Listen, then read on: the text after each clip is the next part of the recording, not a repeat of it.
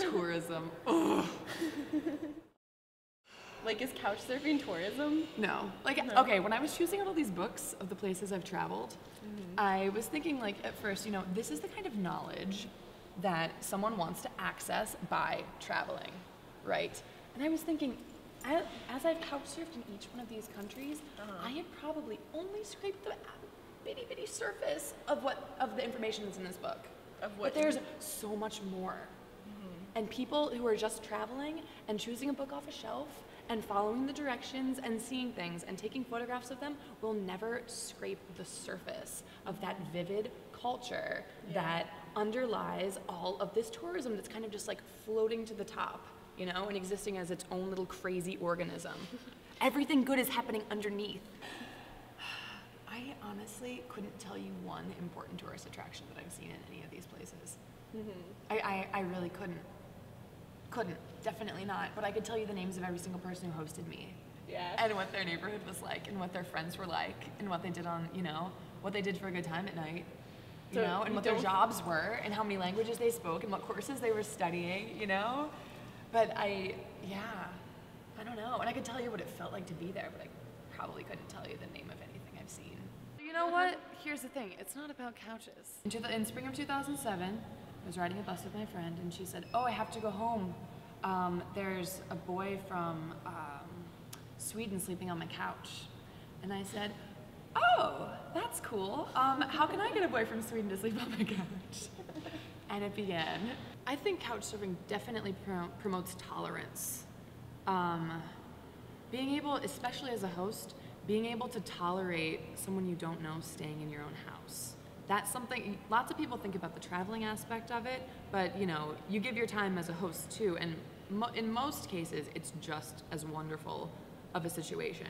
But definitely, once you make the connection with someone and you say, "You're allowed to stay with me for this amount of days," like giving yourself that challenge of being able to engage positively with someone, no matter who they turn out to be when you open your door. We'll usually get cheesesteaks. Oh. Everyone's like, "I come to Philly, I want this steak." It's like that's all they want from Philadelphia. Philadelphia is about riding bikes, in my opinion. Love riding the bike in Philly. So we'll go through Fairmount Park. We will go mural tour. Do you have a bike reserved for couchsurfing? Yeah, I have a couchsurfing bike, of course. And I advertise it in my profile. I lived in Rome for 9 months, and couchsurfing helped me to remain aware of my surroundings more. Just being there, like, you know, it's such a beautiful country, beautiful city, but after you live there for a few months, it just starts to like shimmer a little bit less, you know? And then I would have people from Poland coming and staying with me, a guy from France coming and staying with me, and they'd say, you know, "We want you to show us around." So every day I would be rediscovering my city and remembering all the great things about it because I was teaching it to someone else. Once you find those people that are just like you and have the same sensibilities as you, but are so much more in tune with that new environment that you are being introduced to, it's like having a second you. I actually didn't couch surf in Morocco. I went with 2 of my friends and we stayed in a little hotel, but it was our first experience in a Muslim country. We were girls on our own. We couldn't speak French or Arabic, and we met 4 guys from Morocco who had actually taught themselves English by being on couch surfing. Oh, wow. Yeah, which was awesome. And they met up with us every day and took us around town and helped us negotiate things. We went together into the mountains, you know, they helped us order dinner. And if we wouldn't have had them there, it would have been a much more dangerous experience. Definitely. Like, that's my one big example of how great it can be if you actually harness the good things about it. Many times, people won't even bring up at all the fact that you met on couchsurfing, which is really cool. You know, to knock on someone's door and they just say, "Oh, hey, how's it going?" And they give you a hug, and then next thing you know, you're sharing dinner together, and they're introducing you as their friend. I can't tell you how many times I've started a conversation with someone in couchsurfing, and like 5 minutes later, it's in this crazy, like, life-changing direction. I can't even tell you how many times. I've just come to expect it, you know? And when you come to expect things that great, you don't settle for anything less. No. And that's how couchsurfing creates a better world. Because, like, every time you meet someone, you remember, like, they're meeting you too. It's not like a city that's a cold facade, you know, that's been unchanged in thousands of years, and you're just like clicking photos at it or touching it or throwing a penny into a fountain, you know? Like, you're actually encountering someone else who's also trying to understand more about life by engaging with it. Right. You know, and that connection that you have with someone is so vital. Couchsurfing definitely revitalizes the idea that cultures are built or constructed of people.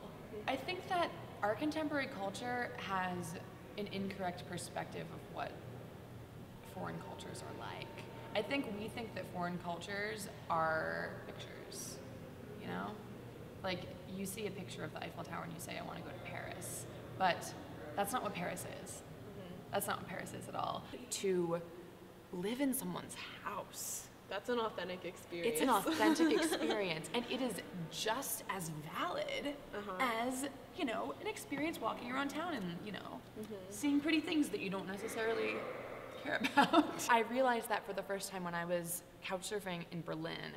I stayed with 4 guys about 20 years old, and I remember waking up on their couch, and their couch was pretty much in the kitchen, and I woke up and there was like music playing that I had never heard before, and I looked over and this guy was making a chocolate sandwich.